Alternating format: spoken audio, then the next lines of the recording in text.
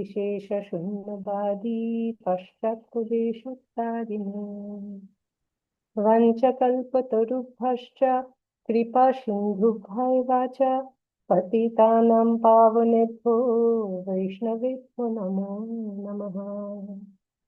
जय श्री कृष्ण चैतन्य प्रभु नित्यानंद श्री अद्वैत गदाधर श्रीवासादि गौर भक्त वृंद।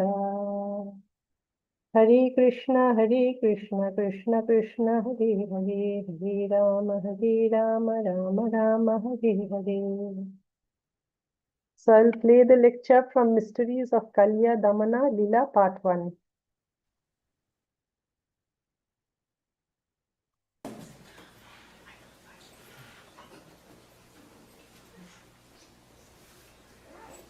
Nice to be back in Alachua for a whole week. And nice topic. Somehow I've gone this role of Krishna in Vrindavan and Krishna in Vrindavan and Krishna's Vraja Leela and Krishna in Vrindavan. Like 3 months. I'm starting to like it in Vrindavan. This is the sound vibration. And something about, I'm sure that all the places the color is going to come out like this. On my screen it's a deep purple, or excuse me, it's a deep red, like a blood red. Dark red. And that's like a stop sign. Different color. But you just imagine that's a nice color.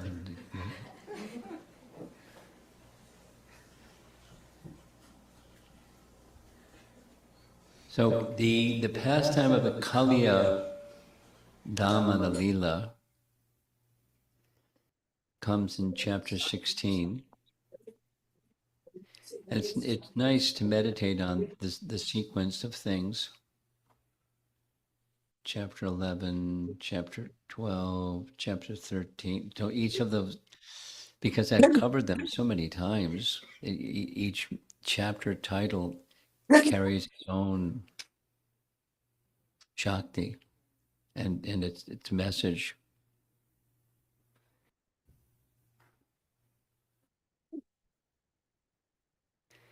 And the Kaliya Damana Leela takes place when Krishna was 6, which is obviously it's before the lifting of Govardhan Hill, but it's also after the amazing series of pastimes of. So here's the sequence. Krishna Janmashtami is coming, and from the time that Krishna was midnight taken across the river Jamuna to the eastern side, Gokul, to get away from Kamsa and to enact Krishna's pastimes of childhood, there were too many demons in Gokula, this one, that one, the other one, and so Upananda held a big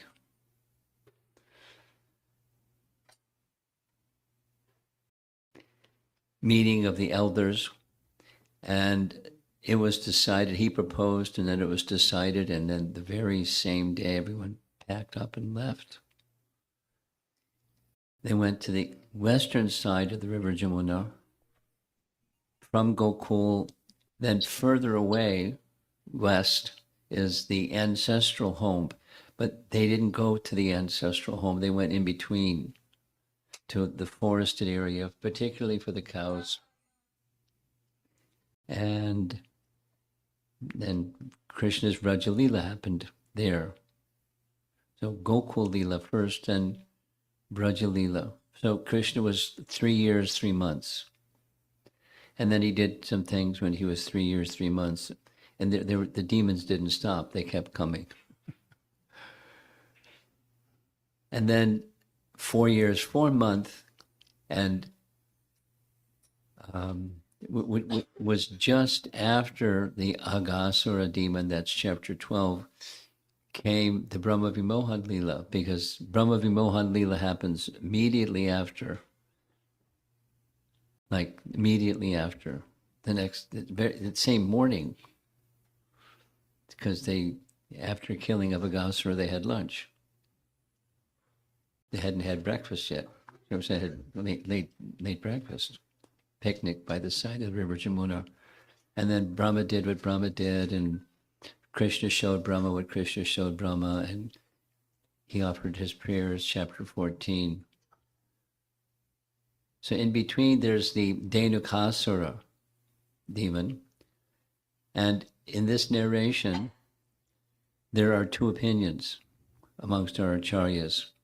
One of the opinions is the killing of Dhenukasura happened before the Kali Lila. Another opinion is it happened after. And they can sort it out, that's okay. And differences of opinion do happen even amongst our acharyas, but that's perfectly okay, it happens. And there's nice examples of that in scripture. And you're very respectful disagreements, but it's not consequential to the pastime. So his age is essential. It's the Poganda age. That means he's just turning 6. And this is a nice chart showing the ages of Krishna. So over on the far, like at 9 o'clock, that's the Dhenukasura. Then the Kali Lila, that's just above. And then other things happened. Just very simple art. So there's a nice prayer by Rupa Goswami, and it's been recorded. So you see that little horn at the bottom? That means you're going to hear the recording. So just listen carefully.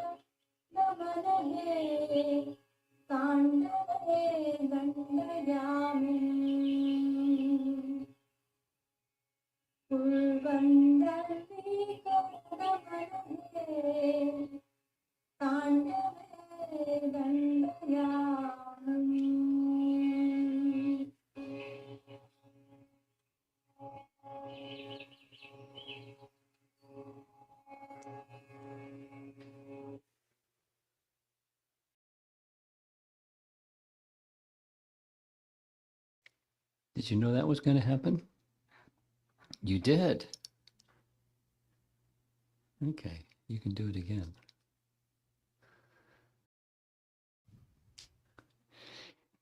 By the way, if you like the graphics, you can like her graphics because she did the graphics for all of this. And she's put a lot of energy into it. And just even this evening, some upgrade and some improvements. And so this is the first time. And there's sort of some glitches, but so glitches are fine. Translation. O Lord Krishna, with its crooked motions and the sharp fangs of its wicked desires, the great snake of my mind torments the entire world. Oh, all-powerful Lord, oh, crusher of Kaliya, please punish that snake with your dancing. Please place on it the mark of your lotus feet. Very poetic.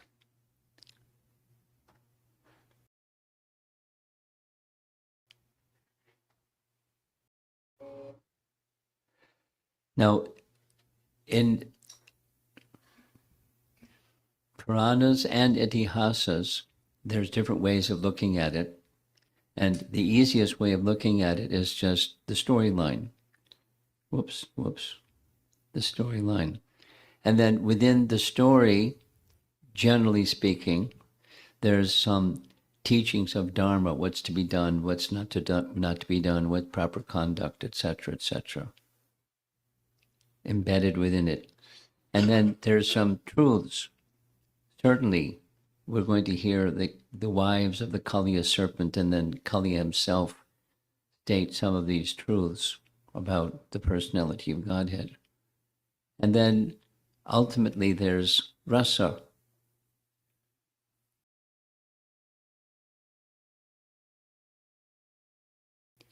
And Krishna comes and he performs pastime for all of these reasons. At least my appreciation has grown to be outstanding and superlative, and what supersedes all other reasons is exchanging loving dealings with his associates. And even those who are opposed to him, he liberates them or delivers them or engages with them in a very merciful, affectionate way. Of course, it depends on the circumstances. But even with the demons, he grants them liberation. And different kinds of liberation depending upon the circumstance, depending upon whether they have come to render some service or just come to destroy him. But he still gives them liberation. Like, here's a nice example. In the pastime of Aghasura, when Krishna finishes him, there's many things that happen before that happens, but when that happens, the soul of Aghasura pops through because he suffocates, and the life airs can't move through his body. So there's a soft spot in the top of his head, and it's the soul pops out. And commentators say normally you can't see the soul, but Krishna arranged that people could see the soul of Aghasura. And very similar to Shishupal, the soul of Aghasura merged into the body of Krishna. Then there's a further detail that merging into the body of Krishna was not what it appeared to be. It appeared to be Sayuja Mukti, but our commentators explain he achieved Sarupya Mukti, a form like the Supreme Lord. But it wasn't a Sarupya Mukti in Goloka because he hadn't done any service. He wasn't eligible for Braja residence, whereas Putana did some service. You know, she was a nasty lady, but she did some service. So she achieved what she achieved, and Aghasura achieved liberation in the Vaikuntha realm.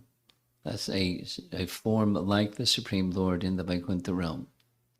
So Krishna is just very kind, even to inimical persons, and he grants them what he grants them according to their circumstance, etc., etc.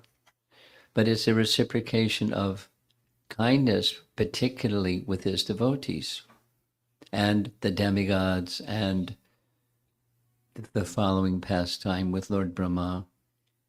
And the kindness that he exhibits to Lord Brahma is just amazing. So there's a rasa dimension in all of Krishna's pastimes, particularly in his Braja Leela pastimes. And it takes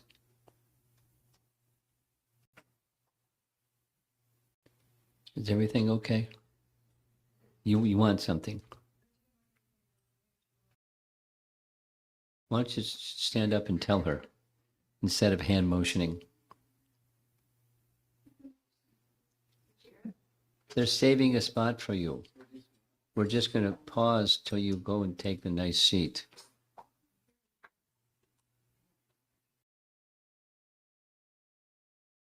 And would you like to see the screen? Or would you like to not see the screen?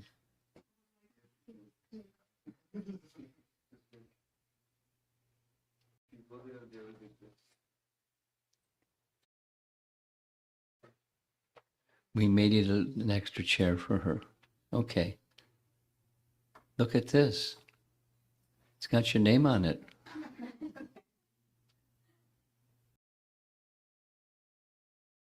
Hare Krishna. Kaliya serpent.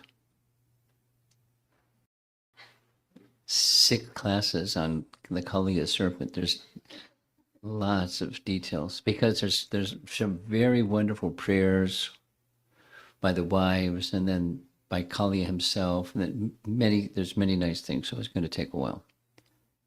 So this is part 1.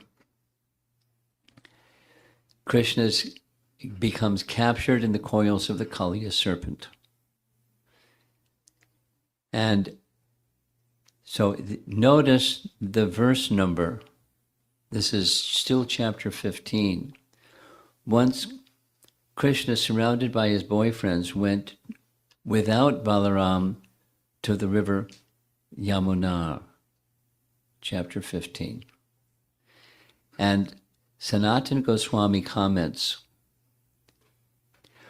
one day he was wandering in Vrindavan at the end of his 6th year during the summer season. Summer means it's like really hot. This has something to do with drinking water from the river Jamuna when it was really hot. And it was poisonous water, so it's part of the pastime. He went without Balaram, since he, Krishna, knew that all the people of Vraja would enter the lake of Kaliya if Balaram was not there to prevent them, because he's strong, spiritually strong, and otherwise very, very strong. So Krishna wanted him to do that nice service, so he kept him home. He went without Balaram since he thought that Balaram would prevent him, Krishna, from entering the Jamuna, having been instructed by Yashoda to prevent Krishna from such rash behavior. Jiva Goswami's comment. The other boys surrounded him, coming close in competition of love. Is there competition in the spiritual world? Yeah, there's everything in the spiritual world. Almost everything. In order to see the beauty of his face and to follow Yashoda's affectionate order to do so to protect him. So Mother Jasoda likes to protect Krishna, so Balaram's supposed to, and the cowherd boys are supposed to, because she knows he's mischievous, and he gets himself into difficult situations sometimes. Though it would be proper to end. So we can pause here for today. Yes, Mataji. Maybe from tomorrow, you can go till 6:55, or not tomorrow, okay, next Monday, next week onwards. 6:55, yeah, so that we cover a little more. Okay, okay, thank you.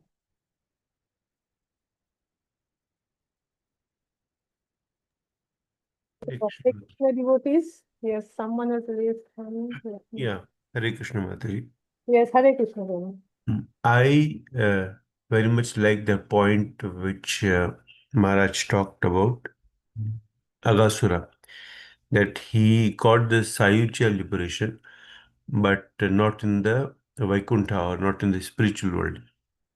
So because, and the Maharaj said, because he did not render any service. And this is something very striking point for me. It's like a one reminder. I remember there was one devotee, his father passed away. So some other devotees also went, and the person who passed away, he was very fond of chanting. He was around 80 plus and he used to chant a lot, like 30, 40 rounds every day. He was a retired person. And then his son asked to one senior devotee was there, the Prabhu, I think he might have gone to the spiritual world. His body was there because not yet cremated, because they were waiting for the relatives to come. And that this senior devotee said, no, because he did not, because there is no service done to the devotees. Without the service of to the devotees, we cannot enter the spiritual world. So there are some kind of a reminder for me. Service is a very essential part in the life of a devotee. That's it, Mathis. Thank you so much. Thank you for sharing this important point. Any other volunteer?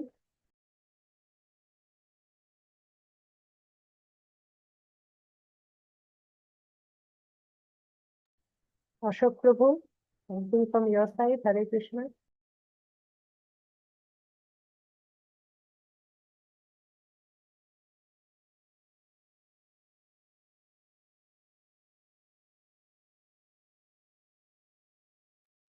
Okay. Kumarika Mataji, can we hear from you? Hare Krishna. I like the verse that Maharaj showed us from Rupa Goswami's collection of verses. It was very beautiful in the sense that my mind is like a serpent going all over the world and giving me so much problem. So please dance on my head.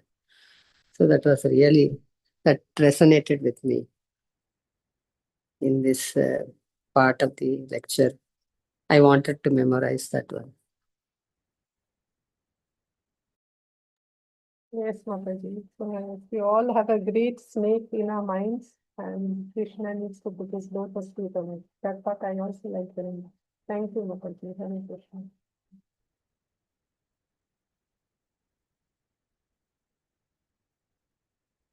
Chandan Prabhu, you would like to say anything?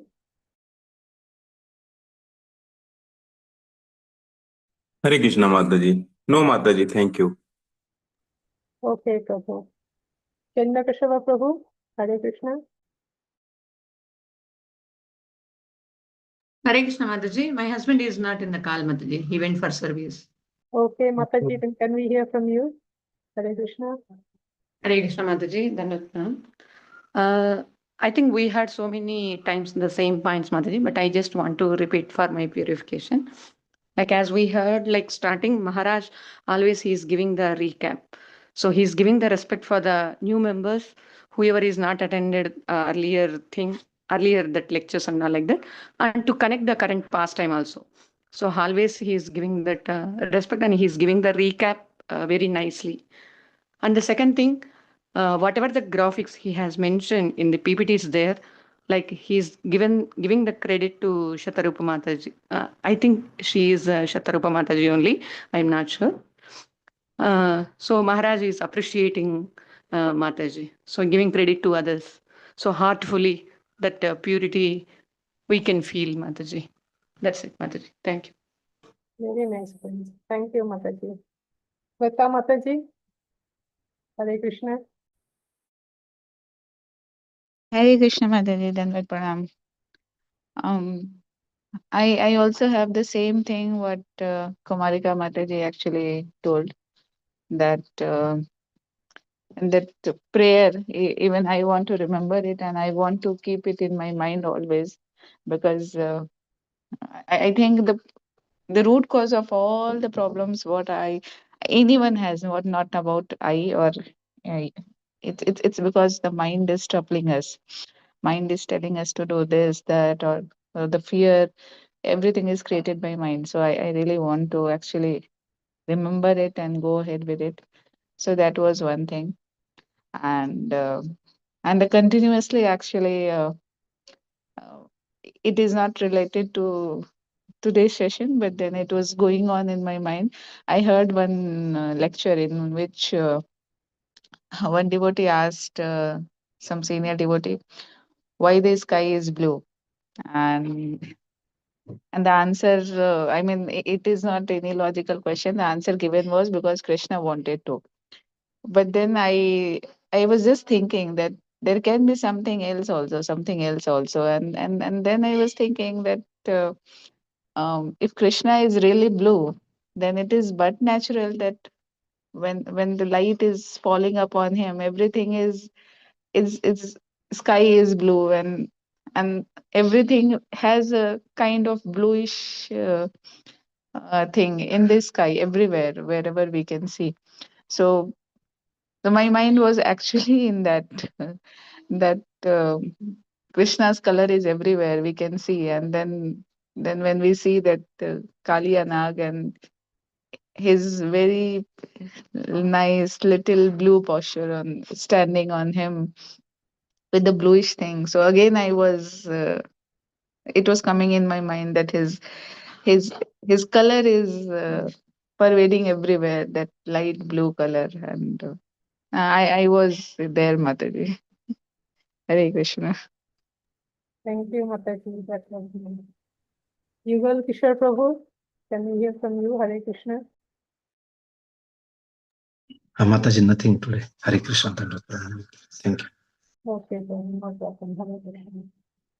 Rajeshwari Pran Mataji, are you there in the call? We haven't heard from you for a very long time. Hare Krishna Mataji, Dandavat Pranam. Yeah, I'm just hearing more Mataji. I was not attentive. But I liked the devotees, whatever their appreciation towards Guru Maharaj and the mind shloka, all that. Thank you. Thank you, Mataji. Dilay Prabhu, anything from your side? Hare Krishna.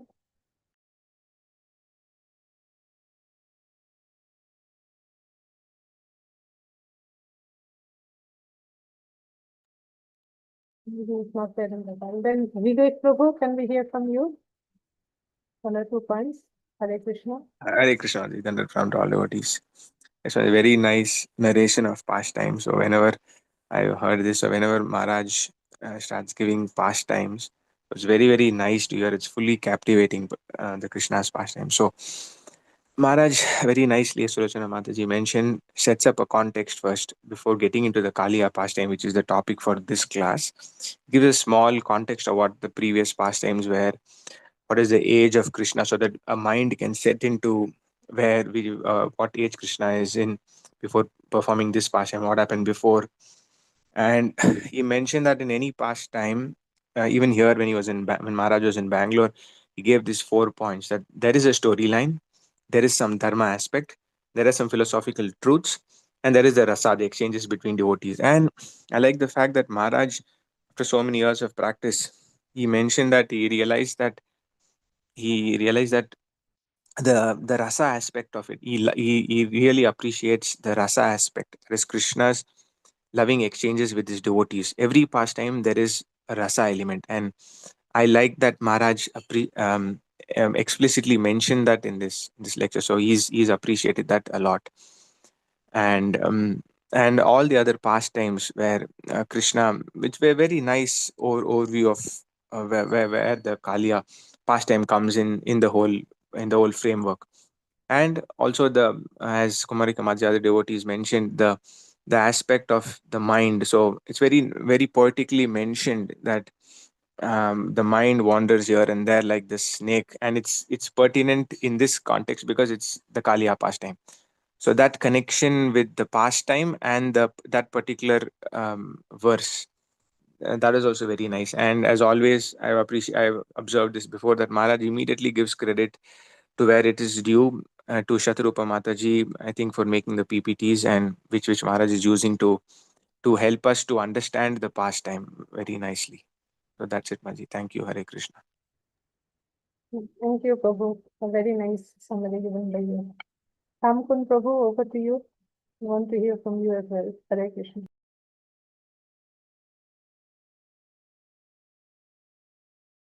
Mataji, before I say anything from your side. In fact, I also like what Kumarika Mataji said, that we all have a snake in our mind and we need Krishna's lotus in our bed so that we can be freed from it. And also the fact that Krishna is so merciful that even demons, be it Agasura or Putana, whatever, they also get liberated. So I was also wondering that even demons get his mercy. So that is something a little strange and a little contradictory, but at the same time, he is so merciful that they also get liberation in some form or another. And he was also mentioning that they saw that Aghasura, his soul went and entered his body, Krishna's body. So fortunate, even in spite of being a demon, his soul gets the opportunity to get merged with Krishna. So I was pondering on these points, Prabhu. Thank you, Prabhu. Hare Krishna. Thank you. Sorry. And I just want to elaborate on what you said, Sharbari Mataji. This, there are certain leelas or pastimes of Krishna which are meant primarily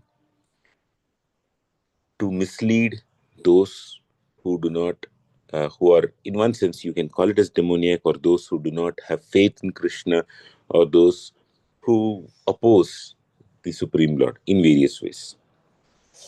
One of the leelas which is meant to be that way, meant to mislead people, is the departure of Krishna from this world.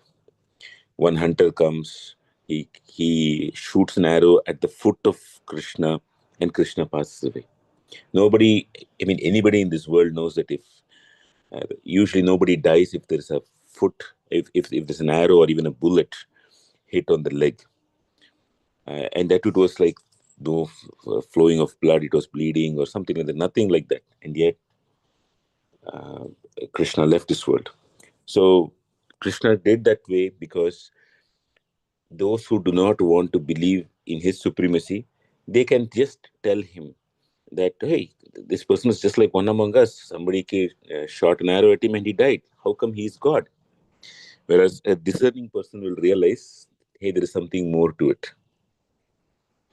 Another such leela, in which is in one sense meant to deceive the people in the world or to strengthen the faith of those who believe that God is partial, God is cruel, God is finite, etc., is the trial by fire of Mother Sita. The original intention of Mother Sita being asked to go get onto the pile of wood and which was burning there was primarily that Lord Ramachandra, he did his intention was never to test the chastity of Mother Sita. Rather, it was just to let everybody know that Mother Sita is so great that she can survive it. And it doesn't matter to me if the world thinks that I'm cruel. I know nothing is going to happen to her, and I don't bother about my reputation. So there is a sweetness in the character of Lord Rama. There is a sweetness in the character of Krishna that if you, like at the time of his departure, that if you think that you don't want me, I will make myself available to you in such a way that you can reject me. However you want, I'm there for you. And yet I know that this is not good for you, and therefore he brings great souls into this world, and to take us out of the clutches of this material nature. And the same thing is happening here, either both with Agasura, Putana, and even as is going to happen further with Kaliya. So the point you said, Sharbari Mataji, that it's so fascinating that Agasura got liberation. But here, what Maharaj clarified is, it is not that he entered the body of the Supreme Lord. The Acharyas say that he got a Sarupya Mukti, and not the Sayujya, but the Sarupya, same form. And we may get a question, how come somebody does something criminal act, doesn't even do the service here, he still gets Sarupya? It's okay in one way to that, like Putana, he doesn't get a service in Goloka Vrindavana, he gets at least Vaikuntha, but how come he gets that? And part of the answer is in the history of Aghasura. Aghasura, in his previous life, was a very handsome young man, and he was the son of a person by name Shankachuda. And he was very handsome, very beautiful, but he was very arrogant that he was very handsome and very beautiful. So one day, as he was passing by, there was a sage by name Ashtavakra. And as the name indicates, Ashtavakra was bent in 8 different places. And he denigrated, or he basically insulted in various ways, not exactly just by speech, but by sneering at him, etc. Aghasura insulted this sage Ashtavakra. And Ashtavakra said that you are rebuking me because just my body is bent in 8 different places. May you be born as a snake. The snake, it just coils around, slithers around. At least Ashtavakra had 8 places in the body in which he was bent. But for a snake, it is like the whole body can be bent. And it can be more than 8 also, depending on the length of the snake. And then this person, Shankachura's son, he was sad that he's been cursed. He repented, and because of his repentance, he approached the sage Ashtavakra again and said, "I'm sorry, please forgive me." And then the sage Ashtavakra said, "You'll become a snake, and you will get liberated from this condition when Krishna enters your mouth." And several things are happening here. Number one, just like what Kumarika Mataji observed, and you also observed and said, the snake of my mind will cause trouble to everybody in this world. That happens to all of us. It's our mind. I think this person is good, that person is bad.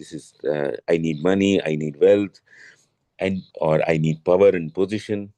And in the course of labeling everything as good, bad, the course of our desire,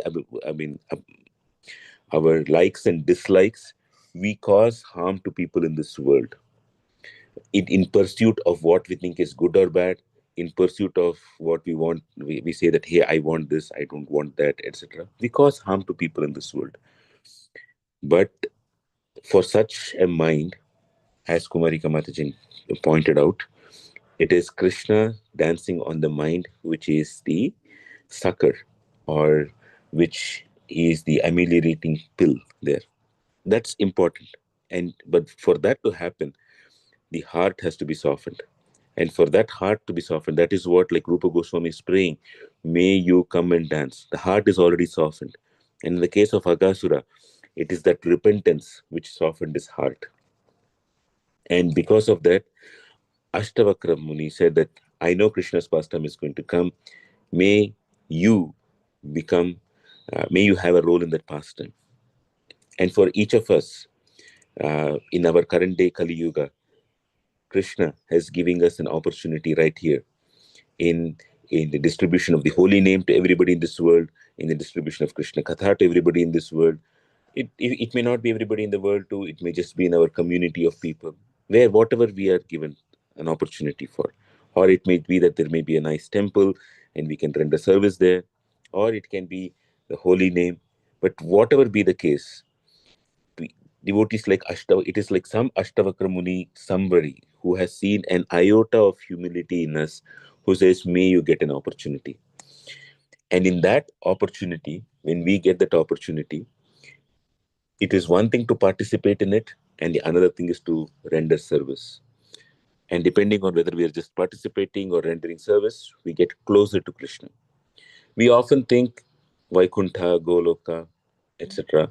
There are two different levels. Oh, Agasura went to Vaikuntha, Putana went to Goloka. That's what Maharaj was saying. Rather than seeing it as an accomplishment, we should see it as levels of intimacy. Service brings intimacy. And along with service comes a lot of other things. There may come chastisement, there may come appreciation, there may come reveling in the heart, many things. But one has to be ready for it. And those who are very much troubled with things in this world, having seen how relationships oftentimes lead to many problems, like this, like that's what the Mayavadis, the impersonalists do. And they finally say that no, let there be no relationships. We all become one with the Lord. That's the famous purport which Prabhupada said, Vitaraga Bhaya Krodha. It's the Mayavadi has a bhaya, has a fear of relationships. And that is why he cannot come to Krishna. One has to transcend that Vita, Raga Bhaya Krodha. One has to transcend that. So that was my appreciation here is, as Dear Lalitru said, service is required. Behind that service is bestowing that benediction by another nice devotee. There is always, in other words, without the story of Ashtavakra, it becomes tough to know that how Aghasura was only spewing venom on Krishna in his mind, and yet he gets an opportunity to do it. And the answer is, he had some qualification, but he was proud. And it's somehow by the mercy of Ashtavakra Muni, he got another opportunity. Which means the world that we meet, in the people that we meet in this world, and with our own mind, we may find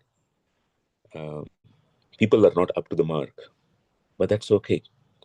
And to summarize all of this is what Maharaj said right in the beginning. Krishna is mercifully affectionate even to those who oppose him.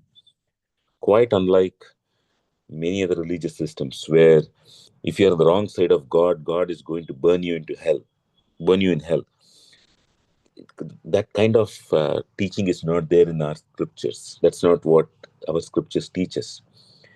So Krishna doesn't see one wrong thing alone that we have done, or one mistake or a moment of pride of Aghasura in his past life. He sees the sum and substance of everything. And most importantly, if a sage has said, may you receive something, Krishna manifests it. He says he sold out to those who perform tapasya, to those who give their time to him. They say, if this devotee is saying it, I should follow it. And that very same mood is seen in Krishna's devotees. That is, Krishna likes what his devotees say, and he brings it into fruition or manifestation. And here we see with Maharaj also, a nice devotee of Krishna, that he said you can see the pastimes at 4 levels: story, dharma, tattva, and rasa. Initially, this was told by Nityananda Pran Prabhu. He analyzed it this way, and Maharaj liked it very much, and he's taking it. Not out of like stealing credit, but just when great acharyas take it, they know that such nice inspirations come from the Supreme Lord. So they're not thinking that it should come to me, it should be my original track, and only that I'm going to sing. When they receive it from anybody, be it another acharya, be it their own disciple, they cherish it. Because the feeling of this is mine, this is not mine, this is coming from my endeavor, my intelligence, that is not coming from my endeavor, my intelligence, it doesn't work like that for them. They believe Krishna's Leela Shakti, Krishna's Kripa Shakti is coming to somebody, and let me just cherish it. this is the true meaning of the being bereft of me and mine. Appreciating Krishna's manifestation in the lives of everyone. And that's coming out not just in the Leela, it's coming out in the character of Maharaj. That's it, Mataji. Thank you, Prabhu. You covered so many points so nicely.